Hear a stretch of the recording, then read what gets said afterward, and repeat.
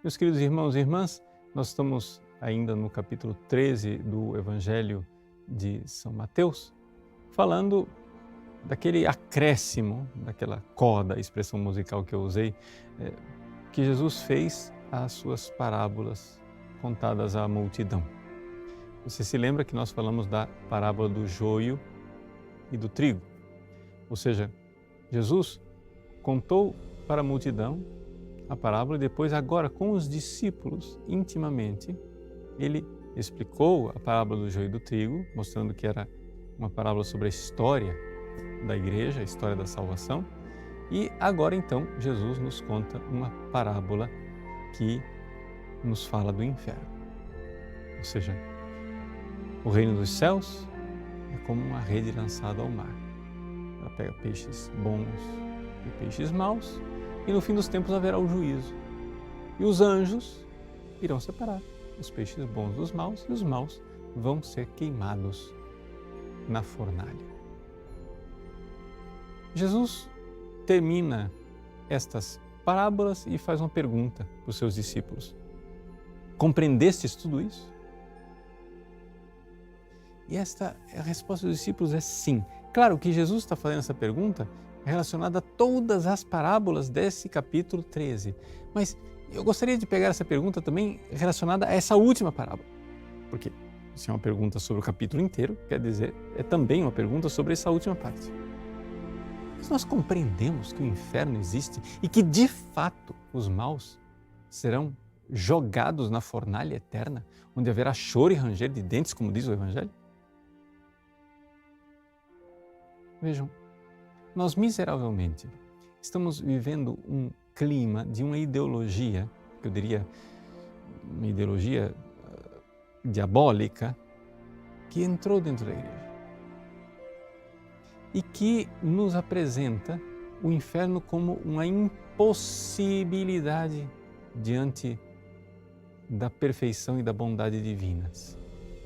Ou seja, se Deus é bom, se Deus é misericordioso, se Deus é amor, então Deus não pode condenar ninguém ao inferno. Ah, por favor, vocês parem com esse discurso medieval. Eu não sei ainda, alguém descobriu que o Evangelho de Mateus foi escrito na Idade Média? Não, ele não foi escrito na Idade Média, não é um discurso medieval, é um discurso cristão. Nos Evangelhos Jesus fala muito mais frequentemente no inferno do que do céu. E ele faz isso porque ele é o amor encarnado. Ele não faz isso por crueldade. Ele não faz isso porque ele é um inquisidor medieval intolerante. Mas é porque, na sua infinita misericórdia, ele quer nos recordar que nós ainda estamos em tempo de nos convertermos, de mudar. E haverá condenação. Agora, este discurso aparentemente bondoso, que diz, Deus é misericordioso, Deus não vai condenar ninguém ao inferno, ele tem dentro dele, como um lobo em pele de ovelha, ele tem dentro um veneno, uma peçonha que é capaz de destruir a vida espiritual de uma pessoa de cima até embaixo. Por quê?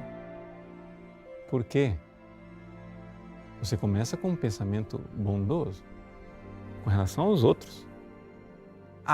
Deus é bonzinho, não vai condenar essa pessoa.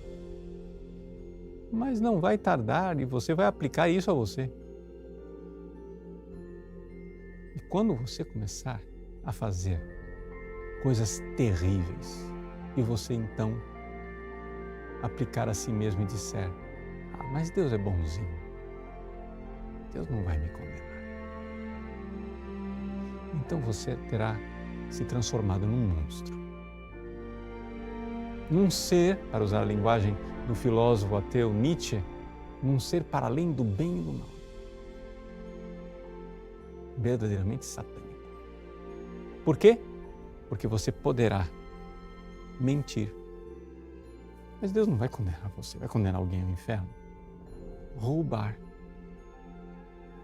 passar a perna nos outros, cometer todo tipo de traição, de pecados sexuais, toda atrocidade e miséria, e você não precisa prestar contas a ninguém, porque Deus, afinal, é bonzinho.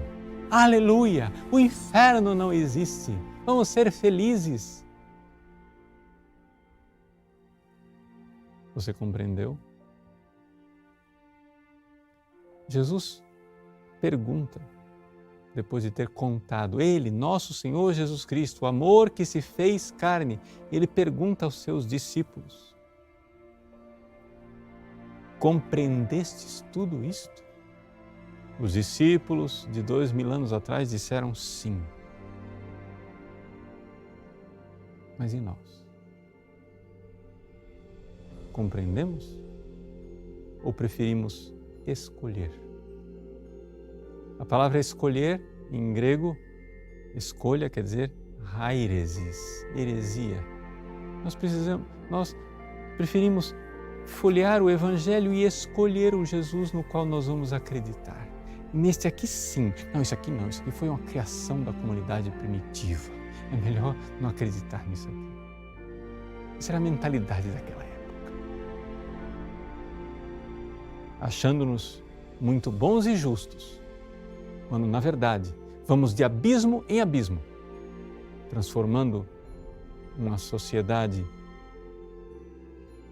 que um dia já foi cristã, numa sociedade de gente pérfida, egoísta, traiçoeira e capaz de todo tipo de maldade.